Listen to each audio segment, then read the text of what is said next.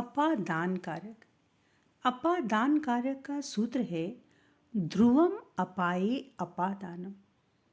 अपाये, अपाये माने अलग होने के अर्थ में, ध्रुवम माने स्थिर।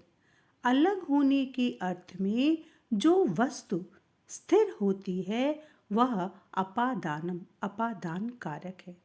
और अपादाने पंचमी, अपादान कारक में पंचमी विभक्ति के रूपों का प्रयोग किया जाता है। अलग होने के अर्थ में जो वस्तु स्थिर होती है वह अपादान कारक है और अपादान कारक के योग में पंचमी विभक्ति के रूपों का प्रयोग किया जाता है। अपादान कारक का चिन्ह है से अलग होने के अर्थ में। यहाँ पर ध्यान रखना होगा कि करण कारक का चिन्ह भी से होता है, लेकिन करण कारक का जो चिन्ह है वह से सहायता के अर्थ में है और अपादान कारक का चिन्ह जो से है वह अलग होने के अर्थ में है। जैसे इस उदाहरण में देखिए, पेड़ से पत्ते गिरते हैं। यहाँ पर पेड़ से पत्ते गिरते हैं, तो पत्ते तो गिर रहे हैं लेकिन स्थिर क्या है? पेड़। तो इसलिए पेड़ से पत्ते अलग हो रहे हैं। यहाँ पर पेड़ से में पंचमी विभक्ति का रूप लगेगा और पंचमी विभक्ति में पेड़ की संस्कृत हो जाएगी वृक्षात। और वृक्ष से बहुत से पत्ते गिर रहे हैं, इसलिए बहुवचन का रूप लगेगा और हो जाएगा पत्राणि। गिरते हैं की संस्कृत बहुवचन में होगी पतंति। पेड़ से पत्ते गिरते हैं, इसका संस्कृत में अनुवाद होगा वृक्षात पत्राणि पतंति। अगला उदाहरण देखिए, हम सब विद्यालय से घर जाते हैं। हम सब की संस्कृत वयम। विद्यालय से घर जा रहे हैं, यहाँ पर विद्यालय से अलग होकर के घर पहुँच रहे हैं, तो विद्यालय से में करण कारक नहीं लगेगा। कौन सा कारक लगेगा? अपादान कारक लगेगा। और पंचमी विभक्ति में विद्यालय की संस्कृत होगी विद्यालयात। घर को जा रहे हैं, कर्म कारक गृहम। जाते हैं तो उत्तम पुरुष की क्रिया का प्रयोग होगा क्योंकि यहाँ पर हम सब है और बहुवचन का रूप है, इसलिए उत्तम पुरुष का बहुवचन का रूप लगेगा और हो जाएगा गच्छाम। हम सब विद्यालय से घर जाते हैं, इसका संस्कृत में अनुवाद होगा वयम विद्यालयात गृहम गच्छाम। तो अपादान कारक के योग में पंचमी विभक्ति के रूपों का प्रयोग किया जाता है। अलग होने के अर्थ में जिससे कोई वस्तु अलग होती है वह अपादान कारक है। इसका चिन्ह से अलग होने के अर्थ में होता है। अपादान कारक पंचमी विभक्ति के अन्य नियम। पहला है भी, यानी भय लगना, डरना। और त्रा, त्रा माने रक्षा करना। इस अर्थ वाली धातुओं के योग में भी पंचमी विभक्ति के रूप लगते हैं, यानी जिससे डर लगता है, जिससे रक्षा की जाए, उसके योग में अपादान कारक पंचमी विभक्ति के रूप लगते हैं। जैसे बालक बंदर से डरता है। यहाँ पर बालक किससे डर रहा है?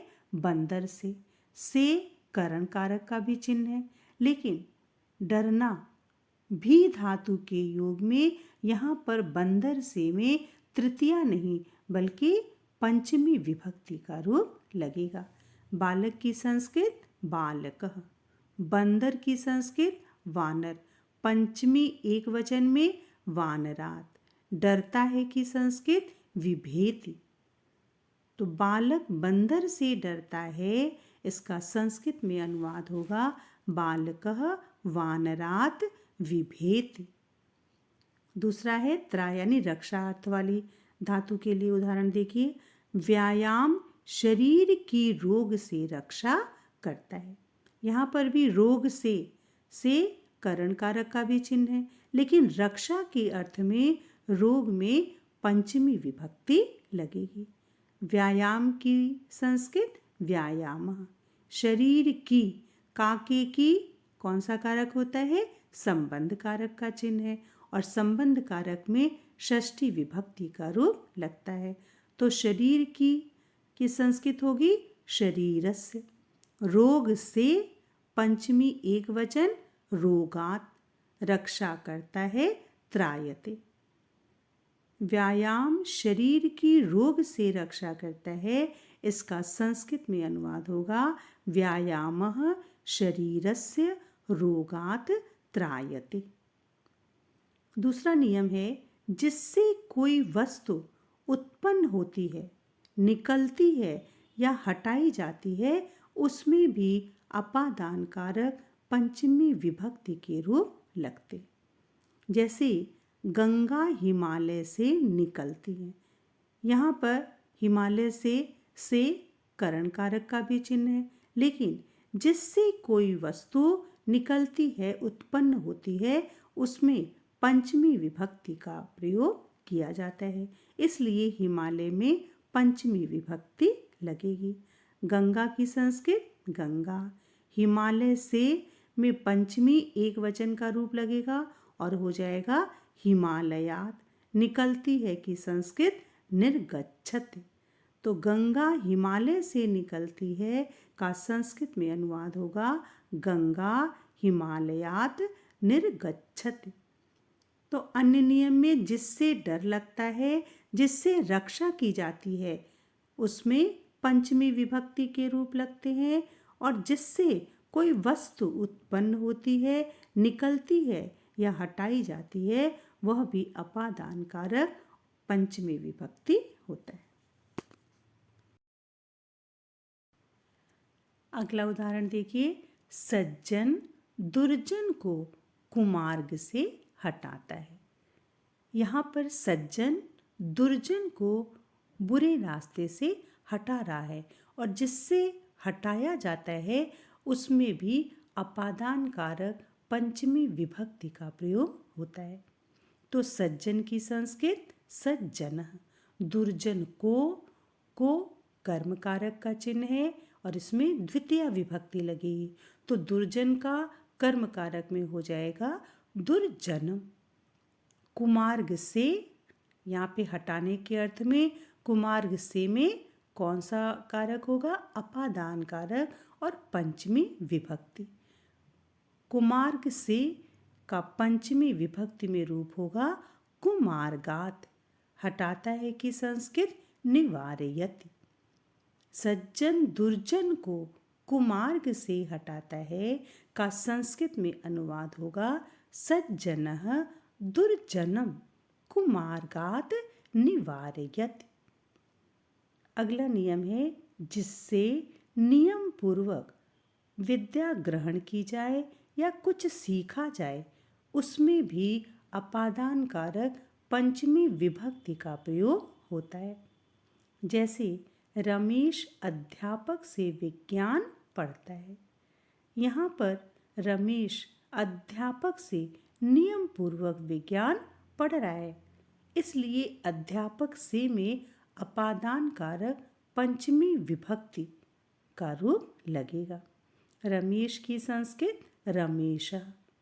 अध्यापक से अपादान कारक पंचमी विभक्ति एक वचन का रूप लगेगा और हो जाएगा अध्यापकात्। विज्ञान को पढ़ रहा है, कर्म कारक द्वितीय विभक्ति का रूप लगेगा विज्ञानम। पढ़ता है कि संस्कृत पठति। रमेश अध्यापक से विज्ञान पढ़ता है का संस्कृत में अनुवाद होगा रमेशः अध्यापकात् विज्ञानम पठति। अगला उदाहरण देखिए। बालक आचार्य से वेद पढ़ता है। यहाँ पर बालक आचार्य से नियम पूर्वक वेद पढ़ रहा है, इसलिए आचार्य से में अपादान कारक पंचमी विभक्ति का प्रयोग होगा। बालक की संस्कृत बालका। आचार्य से पंचमी विभक्ति एक वचन का रूप होगा आचार्यात, वेद को पढ़ रहा है, वेदम, पढ़ता है, पठति। बालक आचार्य से वेद पढ़ता है का संस्कृत में अनुवाद होगा बालकः आचार्यात वेदम पठति। तो अपादान कारक में आप लोगों ने देखा कि जिससे कोई वस्तु अलग होती है उसमें अपादान कारक होता है और पंचमी विभक्ति के रूपों का प्रयोग किया जाता है। जिससे डर लगता है, जिससे रक्षा की जाती है, उसमें भी अपादान कारक पंचमी विभक्ति का प्रयोग किया जाता है। जिससे नियम पूर्वक कुछ सीखा जाए या विद्या ग्रहण की जाए उसमें पंचमी विभक्ति लगती है, और जिससे कोई वस्तु उत्पन्न होती है उसमें पंचमी विभक्ति के रूपों का प्रयोग किया जाता है।